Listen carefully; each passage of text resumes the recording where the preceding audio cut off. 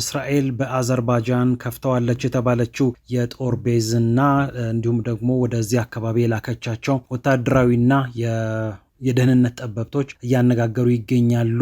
እነዚህን እንግዲህ በሚስጥር ኢራንን ለመውጋት ወደ አዘርባይጃን የላከቻቸውን ኃይሎች በተመለከተ ሲኤንኤን አዲስ ዘገባ አውጥቷል። ይህንን እንመለከታለን። ከዛ በተጨማሪ እንግዲህ በእስራኤልና በሂዝቦላህ መሀል ያለው ፍልሚያውንም ቀጥሏል። በደቡብ ሊባኖስ እስራኤል ድብደባዋን ቀጥላለች። በርካቶች ከሊባኖስ እየተፈናቀሉ ይገኛሉ። እነዚህ ነገሮች እያነጋገሩ ነው። ከዛ በተጨማሪ አሜሪካ በኩባ ላይ የምታደርገውን ጫና ቀጥላለች። በፕሬዚዳንት ዲያዝ ካናል ላይ የተደረገው ማዕቀብም እንዲሁ አዲስ ከተሰማ በኋላ ተጨማሪ ነገሮች ሊመጡ ይችላሉ እየተባለ ይገኛል። በኢራን ብትወጠርም በተለያዩ ርዕሰ ጉዳዮች አሜሪካ ትኩረቷ ቢናጠብም የኩባን ነገር አሁንም አልረሳችውም እየተባለ ይገኛል። እነዚህን ነገሮች እንግዲህ እንመለከታለን። በቅድሚያ የምንመለከተው እንግዲህ በእስራኤልና በደቡብ ሊባኖስ ላይ እየሆነ ያለውን ነገር ነው።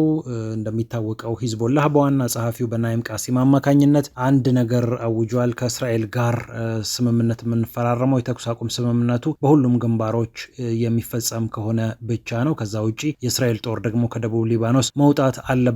ይህንን ካደረገች ብቻ እስራኤል መፈራረም ወይም ደግሞ ሰላም ማውረድ እንችላለን። ካልሆነ ግን እስራኤል ወረራዋን ቀጥላ እኛን እያጠቃችን እኛ እንዳንታገል የምታደርገን ከሆነ ግን ሰይጣን ወደ ገነት ቢገባ ይቀላል በሚል አስደንጋጭ መግለጫ መስጠታቸው ይታወሳል። እና አሁንም ጦርነቱ ቀጥሏል። እስራኤል ደቡብ ሊባኖስን እየደበደበች ትገኛለች። በአንደኛው ግንባር ውጊያው ቆሞ በሌላኛው ግንባር ይቀጥል የሚባል ነገር የለም እያለች ትገኛለች። ሀገረ ኢራንም ይህንን በተመለከተ ማስጠንቀቂያ ሰጥታለች። የሊባኖሱ ጦርነት አጠቃላዩን ጦርነት የሚያስቆም እንደሆነ እወቁልኝ እያለች ትገኛለች። የጦርነቱ የሚቆመው በሊባኖስ የሚደረገው የእስራኤል ድብደባ ሲቆም ነው። እንዲሁም በሊባኖስ የወረረችውን መሬት እስራኤል ትውጣና ከዛ በኋላ ያሉትን ነገሮች መነጋገር እንችላለን እያለች ትገኛለች። በመላው ሊባኖስ እንግዲህ ከባድ ድብደባ በእስራኤል የጦር ጀቶች እየተፈጸመ እንደሚገኝ አልጀዚራና የተለያዩ መገናኛ ብዙሃን እየዘገቡ ይገኛሉ። ሌላው አነጋጋሪው ጉዳይ እንግዲህ በአዘርባይጃን እስራኤል የመሰረተችው ልዩ የጦር ቤዝና የላከችው ልዩ ልዑክ ነው። የኢራን ጦርነት ገና እንደተጀመረ ነው። እንግዲህ በአዘርባይጃን ድንበር አካባቢ የእስራኤል ጦር ልዩ የቅኝት ስራ መስራት የሚችሉ የደህንነትና የወታደራዊ ጉዳዮች አዋቂዎችን ወደ ስፍራው የላከችው እንደሚታወቀው ከተባበሩት አረብ ኤምሬትስ ጋር በሚስጥር አይረንዶም በመላክ በጦርነቱ ሂደት በሚስጥር ተሳትፋ ነበር። እንደውም ኔታንያሁ በሚስጥር ኤምሬትስን ጎበኙ ተብሎ የተባበሩት አረብ ኤምሬትስ ጉዳዩን በተመለከተ መግለጫ እስከ መውጣት ደርሳ ነበር። ከሶማሌላንድ ጋር ጥብቅ ግንኙነት መስርታለች። ሶማሌላንድም በኢየሩሳሌም ኤምባሲዋን በመስረቷ ይታወቃል። አሁን ደግሞ በአዘርባይጃን ትኩረት በማድረግ ጦርነቱን እንግዲህ ለማፋፋም እየሰራች ትገኛለች የሚል መረጃ ወጥቷል። ሲኤንኤን እንግዲህ ከምንጮች የሰማሁ ብሎ ነው የዘገበው። አስገራሚው ነገር አዘርባይጃን ያው የቱርክ ወዳጅ ነች። ከቱርክ ጋር በጣም ጠበቅ ያለ ግንኙነት አላት። የታጠቀቻቸው የቱርክ ድሮኖች ከአርመኒያ ጋር በገባችበት ግጭት ወሳኝ ሚና ተወጥተዋል። ወደ ግማሽ የሚሆኑ የአርመኒያ ታንኮች የተመቱት በባይራክተር ቲቪቱ ድሮን እንደነበረ የምናስታውስ ነው። በአደባባይ በቴሌቪዥን ጭምር በስክሪን ጭምር እነዚህን መታናቸው ብላ ሪፖርት ያቀረበችበት የቱርክ ወዳጅነቷን ያሳየችበት ነበረ። ታዲያ አዘርባይጃን ምንም እንኳን የቱርክ ወዳጅ ብትሆንም ቱርክና እስራኤል ደግሞ ያላቸው ግንኙነት ከጊዜ ወደ ጊዜ ይበልጥ እየሻከረ ቢመጣም ከእስራኤል ጋር ግን ጠበቅ ያለ ግንኙነት አላት እና ይህን ተከትሎ እንግዲህ የተለያዩ የደህንነት ስራዎችን ወታደራዊ ስራዎችን አብራ እንደምትሰራ ነው እንግዲህ የታወቀው። እንደ ሲኤንኤን ዘገባ በአዘርባይጃን ልዩ የሆነ ሚሽን ወይም ደግሞ ተልዕኮ የወሰዱ የደህንነት ኃይሎች ወደ አዘርባይጃን አቅንተው ሰርተዋል። ወደ ከታብሪዝ ከተማ 97 ኪሎ ሜትር በሚርቅ ስፍራ ላይም ሰፍረው እንደነበረ ነው እንግዲህ የተነገረው። እነዚህ ልዩ የእስራኤል ኃይሎች በተለይ የኢራኑን ጦርነት በምን አይነት መንገድ መምራት አለብን፣ መረጃውን ከየት እናገኝ፣ እንዲሁም ደግሞ መሬት ላይ ያለውን ስራ እንዴት እንስራ የሚለውን ነገር ለማመቻመች ወደዚያ እንደተጠጉ የሚታወቅ ነው የሆነው። በሲኤንኤን ዘገባ መሰረት እንደሚታወቀው በቅርቡ ደግሞ ኢራቅ ውስጥ ድብቅ የጦር ቤዝ አቋቁማ እንደነበር እስራኤል ተሰምቷል። በኋላ ከጦርነቱ በኋላ እየወጡ ያሉ ነገሮች ነገራችን ላይ በጣም ነው የሚያስገርሙት። ለምሳሌ ኢራን ዝም ብላ የተኮሰች ይመስል ነበር በማዕከላዊ እዙ ወይም ደግሞ በአሜሪካ ጦር ማዕከላዊ እዝ መግለጫ ከታየ፣ ግን አንዳንድ የጦር ቤዞች በኋላ በሳተላይት ምስል ሲታዩ በጣም በአስገራሚ ሁኔታ ተጎድተው እናገኛቸዋለን። እና ደግሞ እስራኤልም ከተባበሩት አረብ ኤምሬትስ ጋር የሰራቻቸው ስራዎች በኋላ ከጦርነቱ በኋላ ነው በሚስጥር መልክ ሾልከው የወጡት። አሁን ደግሞ የጦር ቤዞችን በተመለከተ በኢራቅ እንደውም አሜሪካ በከፊል ሽፋን እየሰጠች የተለያዩ እንቅስቃሴዎችን የምታደርግበት የጦር ቤዝ ነበር ነበራት ተብሎ በኋላ ነው የተነገረው። ይህን ሁሉ እስክታደርግ ድረስ ዓለም አላወቀም። በአዘርባጃን አሁን ደግሞ ሌላ የጦር ቤዝ አላት ነው እንግዲህ እየተባለ የሚገኘው። ሌላኛው ጉዳይ የምናነሳው እንግዲህ የኩባውም ፕሬዚዳንት ዲያዝ ካናልን ይመለከታል። አሜሪካ ማዕቀብ ጥላባቸዋለች። አሜሪካ በኢራን ጉዳይ ላይ ብትወጠርም የኩባን ጉዳይ አልተወችም። አሁን በፕሬዝዳንቱ ላይ የጣለችውን ማዕቀብ የግፊቱን አንደኛውን መንገድ ነው ያደረገችው። የነዳጅ አቅርቦት እንዳይኖራት የቬንዙዌላ ነዳጅ በመቆጣጠር የሰራችው ስራ የሚታወቅ ነው። አሁን ፕሬዝዳንቱ ላይ ጨመር አድርጋ ጫና እያሳረፈች ትገኛለች። በአጠቃላይ ከኢራን ከቻይና ከሩሲያ ጋር እንድትለያይ እንዲሁም ለኢንቨስትመንት በሯን ክፍት እንድታደርግ ጫና እየደረሰባት ነው ሃቫና። የቬንዙዌላ ነዳጅ ካጣች በኋላ ደግሞ ከፍተኛ ችግር ውስጥ ገብታለች። የተለያዩ የሕክምና ተቋማት፣ ትምህርት ቤቶች አገልግሎት መስጠት የማይችሉበት ሁኔታ እንደተፈጠረ ይታወቃል። ምክንያቱም ቀደም ብላ በቬንዙዌላ የሰራችው ኦፕሬሽን አሜሪካ በቬንዙዌላ የነዳጅ ሀብት ላይ ቁጥጥር እንድታደርግ እድል ሰጥቷታል።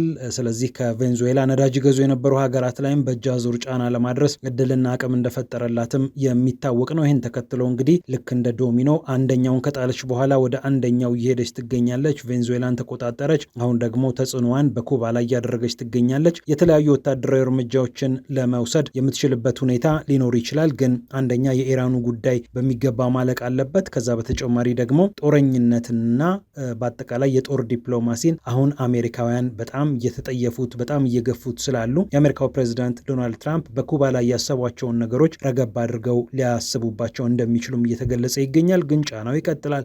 ኢኮኖሚያዊ ግፊቱ እንደሚቀጥል እየተነገረ ይገኛል። የአሜሪካው የውጭ ጉዳይ ሚኒስትር ማርኮ ሩቢዮ እንደሚታወቅ የኩባ ተወላጅ ናቸው ወይም ደግሞ ቤተሰቦቻቸው የኩባ ተወላጆች ናቸው። እርሳቸው በእርግጥ አሜሪካን የተወለዱት ግን ቤተሰቦቻቸው የኩባ ደም እንዳላቸው ይታወቃልና እኒህ የውጭ ጉዳይ ሚኒስትር በገዛ ሀገራቸው ላይ ተነስተውባቸዋል።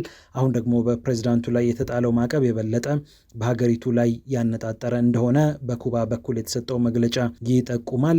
በግራ በቀኝ የሚሰሙት ነገሮች ይህንን ነገር እያሳዩ ይገኛሉ። የአሜሪካው ፕሬዝዳንት ዶናልድ ትራምፕ የኩባውን ፋይል እንዳልዘጉት ተመላከተ ይገኛል። ፒያሳ ኔትወርክን ስትከታተሉ ስለቆያችሁ ክብረት ይስጥልን ብለናል። ፒያሳ ኔትወርክን ሰብስክራይብ፣ ላይክና ሼር በማድረግ የፈጣን የተአማኒና የጥልቅ ዘገባዎች ቤተሰቡን ስንል በአክብሮት ጋብዘናል።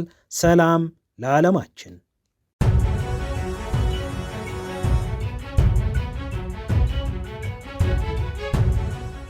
እስራኤል በአዘርባጃን ከፍተዋለች የተባለችው የጦር ቤዝና እንዲሁም ደግሞ ወደዚህ አካባቢ የላከቻቸው ወታደራዊና የደህንነት ጠበብቶች እያነጋገሩ ይገኛሉ።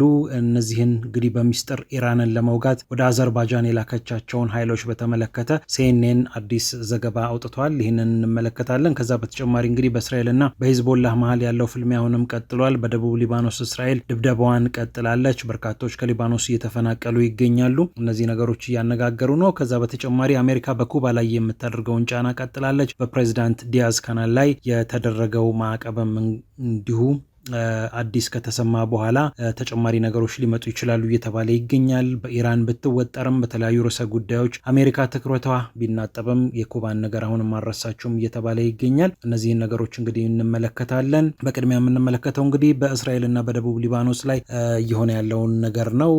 እንደሚታወቀው ሂዝቦላህ በዋና ጸሐፊው በናይም ቃሲም አማካኝነት አንድ ነገር አውጇል። ከእስራኤል ጋር ስምምነት የምንፈራረመው የተኩስ አቁም ስምምነቱ በሁሉም ግንባሮች የሚፈ የሚፈጸም ከሆነ ብቻ ነው። ከዛ ውጪ የእስራኤል ጦር ደግሞ ከደቡብ ሊባኖስ መውጣት አለበት። ይህንን ካደረገች ብቻ እስራኤል መፈራረም ወይም ደግሞ ሰላም ማውረድ እንችላለን። ካልሆነ ግን እስራኤል ወረራዋን ቀጥላ እኛን እያጠቃችን እኛ እንዳንታገል የምታደርገን ከሆነ ግን ሰይጣን ወደ ገነት ቢገባ ይቀላል በሚል አስደንጋጭ መግለጫ መስጠታቸው ይታወሳል። እና አሁንም ጦርነቱ ቀጥሏል። እስራኤል ደቡብ ሊባኖስን እየደበደበች ትገኛለች። በአንደኛው ግንባር ውጊያው ቆሞ በሌላኛው ግንባር ይቀጥል የሚባል ነገር የለም እያለች ትገኛለች። ሀገረ ኢራንም ይህንን በተመለከተ ማስጠንቀቂያ ሰጥታለች። የሊባኖሱ ጦርነት አጠቃላዩን ጦርነት የሚያስቆም እንደሆነ እወቁልኝ እያለች ትገኛለች። የጦርነቱ የሚቆመው በሊባኖስ የሚደረገው የእስራኤል ድብደባ ሲቆም ነው። እንዲሁም በሊባኖስ የወረረችውን መሬት እስራኤል ትውጣና ከዛ በኋላ ያሉትን ነገሮች መነጋገር እንችላለን እያለች ትገኛለች። በመላው